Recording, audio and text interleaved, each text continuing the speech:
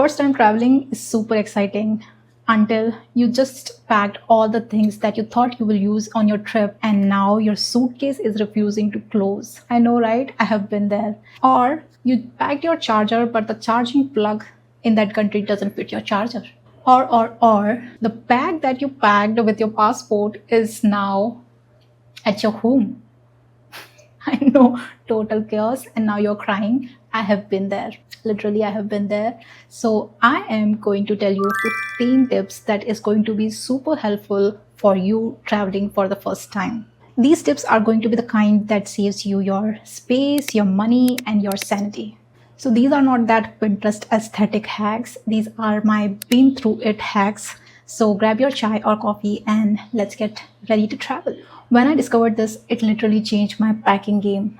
So if you are a chaotic packer, this is going to be a therapy for you. So packing cubes are literally a game changer. Just roll your clothes and pack it into the cubes and it's sorted and organized.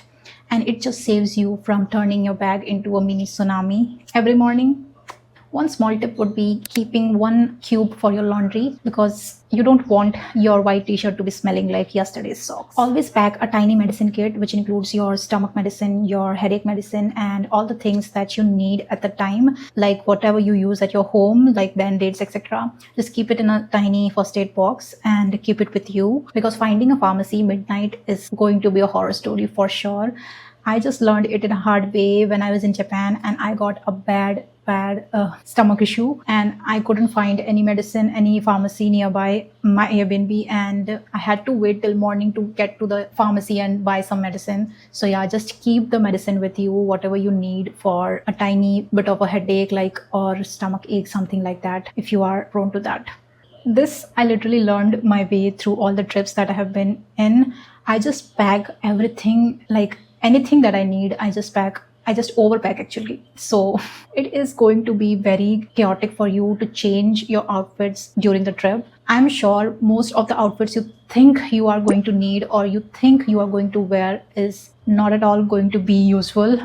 I literally learned it the hard way. I used to pack 20 different outfits for 20 different days and it's just not going to happen on your trip. So please pack light, only the outfits that you need, and pack neutral colors so that you can just mix and match every time you think of changing your outfit. So this will give you a refreshed look also, and you will save a lot of space in your bag to add on some gifts or purchases that you're going to buy in the country that you're traveling in.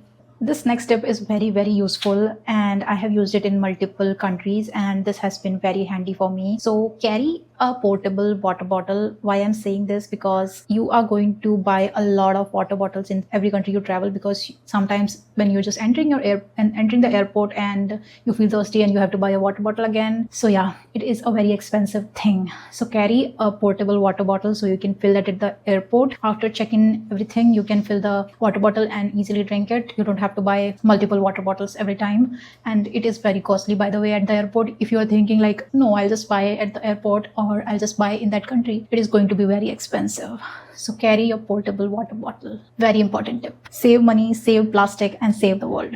One thing I learned while traveling is that you are always going to buy something in the country that you are going to travel. So always carry a foldable tote bag. This is going to be very handy when you just purchase a lot of things and you have to carry all of that in your suitcase, but your suitcase just doesn't fit all of it. So you're gonna need that tote bag for sure. So carry one so that you can add the extra things in your tote bag and carry it on with your suitcase, and it is going to be really handy. It's a very important tip again. Always download your map offline and also pin your destination, whichever is your hotel or the place where you are staying. Just pin it on the map so that you can, if anything happens, you can just go back to your place where you are staying. So I learned this lesson in Japan when me and my partner were traveling in Japan, and he was having the sim with the internet and he drained his phone battery, and I didn't had any internet in my phone, but we couldn't literally search for our Airbnb because we didn't have any internet and it was night. Nobody was on the road and we couldn't even find our Airbnb. We just roamed around 5 times in the same street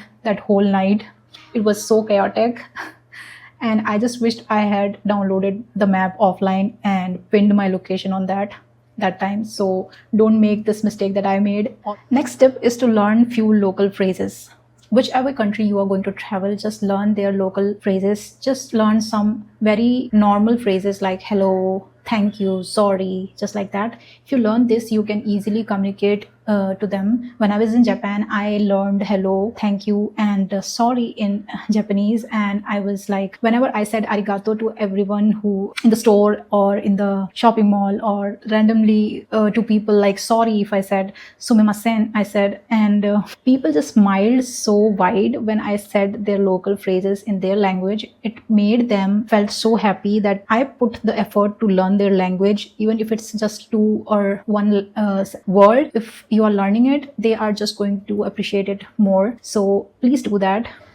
So this tip is like a little bit for someone who isn't in a lot experimental with food. So I would suggest you to carry a lot of snacks with you, like your Indian snacks, or whichever country you are from, you just carry your snacks with you, because when you travel to another country, their food changes, and sometimes it isn't that digestible for our system. So it takes time, but if you are experimental and you want to try their food, just go for it. It is really good. I just love food and I love trying new foods, so I always experiment with their local foods. But for me also, if I just eat that food regularly for so many days, I just crave again my own root, like Indian food, again and again. So I do carry a little bit snacks with me, because being hungry in another country is not cute at all. So carry your local snacks with you when traveling.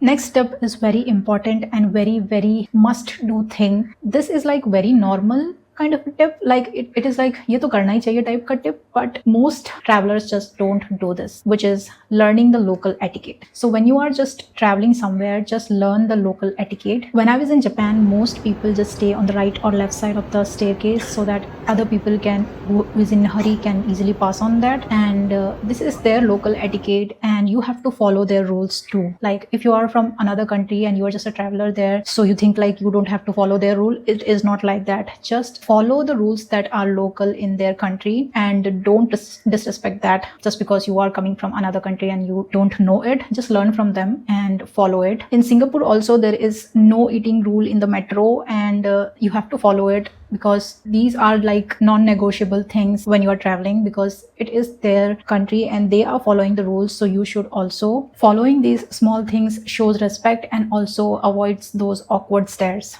It is like we say in India, jaisa desh vaisa bhesh. So just literally blend in.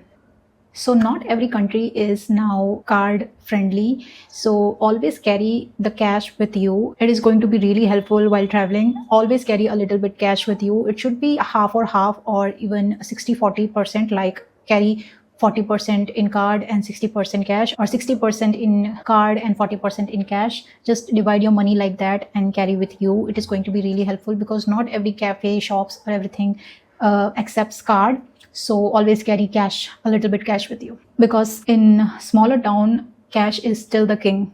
Next tip is to be flexible. While traveling, there are going to be scenarios which are not in your control, like flight getting delayed, or plans not going as you expected it to be, or even sometimes it just rains all day. So you have to be very flexible with all these chaoses and stay calm, and things are going to sort out on its own.